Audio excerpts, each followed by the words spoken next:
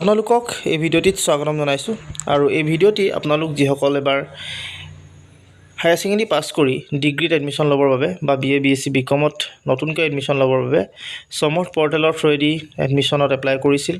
যিহেতু আপোনালোকে ইতিমধ্যে জানে যে কালি আপোনালোকৰ যি মেৰিট লিষ্ট ফাৰ্ষ্ট মেৰিট লিষ্টখন আহিছে আৰু সেই ফাৰ্ষ্ট মেৰিট লিষ্টখনত যিসকলৰ নাম আছে তেওঁলোকৰ যি এডমিশ্যন সেই এডমিশ্যন প্ৰক্ৰিয়া কালিৰ পৰা আৰম্ভ হ'ব।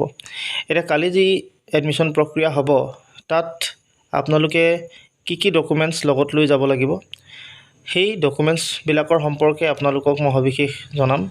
সম্পূৰ্ণ ডিটেইলছত আপোনালোকক মই ক'বলৈ চেষ্টা কৰিম কি আপোনালোকক ডকুমেণ্টছ লাগিব। যিহেতু অৰিজিনেল ডকুমেণ্টছবিলাক আপোনালোকে লৈ যাব লাগিব। বাকীখিনিতো ইতিমধ্যে আপোনালোকে পৰ্টেলত আপলোড কৰি থৈছে। সেই পৰ্টেলত আপলোড কৰাৰ পাছত যেতিয়া আপোনালোকৰ এডমিশ্যন হয় সাধাৰণতে আপোনালোকৰ যি অৰিজিনেল ডকুমেণ্টছ সেই অৰিজিনেল ডকুমেণ্টছবিলাক কলেজ বা যি মহাবিদ্যালয়ত আপোনালোকে এডমিশ্যন ল'ব তাত যেহেতু দৰকাৰ হ'ব, গতিকে আপোনালোকে কি ডকুমেণ্টছ লৈ যাব সেইখিনিৰ বিষয়ে আপোনালোকক এই ভিডিঅ'টিত মই জনাবলৈ চেষ্টা কৰিম। আৰু বিভিন্ন ধৰণৰ কথা যিবিলাক আনুষংগিক কথাবিলাক আছে এডমিশ্যনৰ সংক্ৰান্তত গোটেইখিনি আপোনালোকক মই এই ভিডিঅ'টিতে জনাম। চ' ভিডিঅ'টি আপোনালোকে শেষলৈকে চাব আৰু যিমান পাৰে সমান শ্বেয়াৰ কৰি দিব।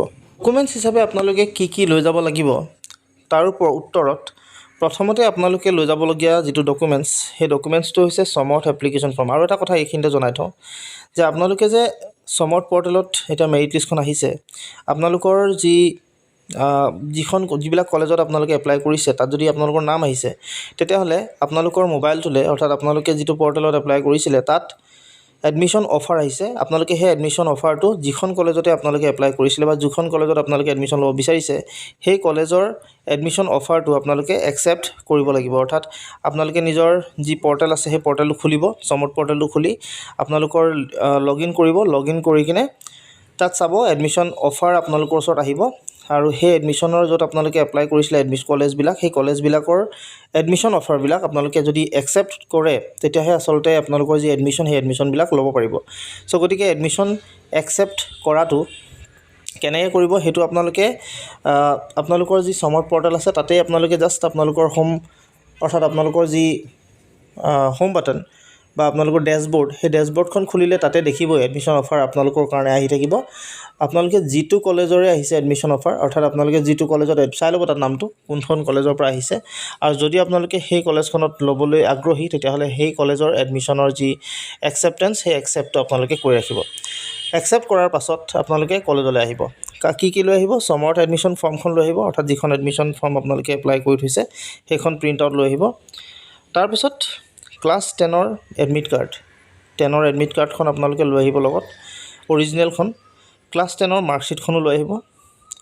তাৰপিছত ক্লাছ 12ৰ মাৰ্কশ্বিট। এইখিনি আপোনালোক যিখিনি কথা কৈছোঁ সেইখিনি অৰিজিনেল যিখিনি চাৰ্টিফিকেট সেইখিনি কথা কৈছোঁ। গতিকে প্ৰথমতে সমৰ্থ এপ্লিকেশ্যন ফৰ্মখন আপোনালোকে প্ৰিণ্ট আউট লৈ ল'ব। তাৰপৰা ক্লাছ 10ৰ যিখন এডমিট কাৰ্ড সেইখন ৰাখিব। ক্লাছ 10ৰ মাৰ্কশ্বিটখন লৈ ল'ব অৰিজিনেল আৰু ক্লাছ 12ৰ মাৰ্কশ্বিটখন অৰিজিনেলখনে লাগিব ইয়াতো। চ' এতিয়া এনেকুৱা হ'ব পাৰে হয়তো কোনোবা কলেজ বা কোনোবা স্কুল বা কলেজবিলাকে মাৰ্কশ্বিট হয়তো ইছ্যু নাই, মানে আপোনালোকে পোৱা নাই ধৰক স্কুলৰ পৰা বা কলেজৰ পৰা। তেনে ক্ষেত্ৰত আপোনালোকে তেনেকৈ যাবগৈ, তাত গৈ আপোনালোকে সুধি ল'ব আপোনালোকক হয়তো কি কৰিবলৈ কয় বা কেনেকুৱা ধৰণৰ কি ব্যৱস্থা ক'ব সেইটো তেওঁলোকে গম পাব। চ' মুঠৰ ওপৰত যদি আপোনালোকে পাইছে মাৰ্কশ্বিট তেতিয়াহ'লে লৈ যাব। তাৰপিছত কাষ্ট চাৰ্টিফিকেটখন লৈ ল'ব লগত, যিহেতু আপোনালোকে ছ'চিয়েল কেটেগৰী যিটো দিছে সেইটো যদি আপোনালোকৰ কাষ্টৰ অন্তৰ্গত আহিব অৰ্থাৎ OBC যদি হয় তেতিয়াহ'লে OBC কাষ্টখন লৈ যাব।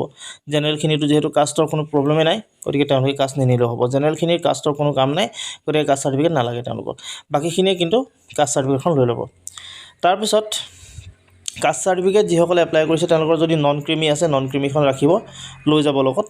নন ক্ৰিমিখনো গুৰুত্বপূৰ্ণ এটা ডকুমেণ্টছ আৰু যিহেতু এবাৰ আপোনালোকৰ নন ক্ৰিমি দিবলৈ কৈছে গতিকে নন ক্ৰিমিখন যিসকলে ৰিজাৰ্ভেশ্যনত পাইছে তেওঁলোকে নন ক্ৰিমি চাৰ্টিফিকেটখন লগত লৈ যাব।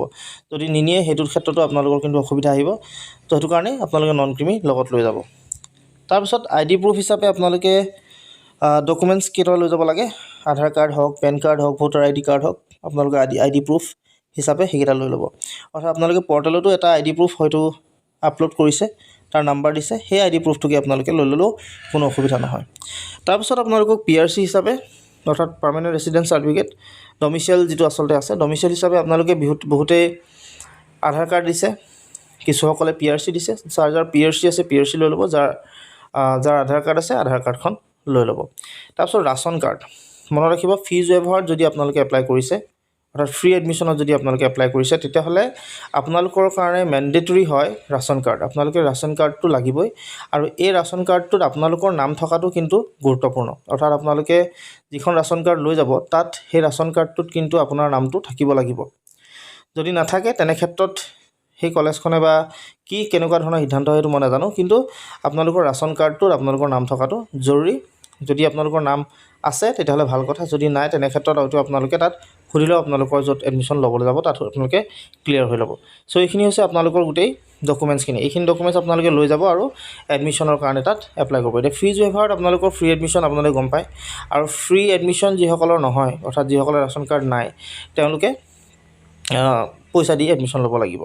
চ' এইখিনি কথা আপোনালোকক জনালোঁ। আশা কৰিছোঁ ভিডিঅ'টো আপোনালোকে ভাল পাইছে। যদি ভাল পাইছে তেনেহ'লে লাইক, শ্বেয়াৰ, ছাবস্ক্ৰাইব কৰিব। আৰু এটা কথা কওঁ যে এইখিনিতে জনাই লওঁ, আপোনালোকে কিন্তু এডমিশ্যন একচেপ্টটো কৰি ল'ব। পৰ্টেলটো খুলি কিনে এডমিশ্যন একচেপ্ট কৰিলেহে সেই কলেজখনে আপোনালোকৰ যি এপ্লিকেশ্যন সেইখন পাব, আৰু তেওঁলোকে আপোনালোকক এডমিশ্যন দিব পাৰিব। চ' এইখিনি আপোনালোকে শ্বেয়াৰ কৰিব, যিহেতু গুৰুত্বপূৰ্ণ কিছুমান জাননী বা গুৰুত্বপূৰ্ণ কিছুমান ইনফৰ্মেশ্যন। চ' শ্বেয়াৰ কৰিব আৰু চেনেলটো ছাবস্ক্ৰাইব কৰি ৰাখিব এনেকুৱা ধৰণৰ ভিডিঅ' পাবৰ বাবে। আজিলৈ ইমানেই, ধন্যবাদ।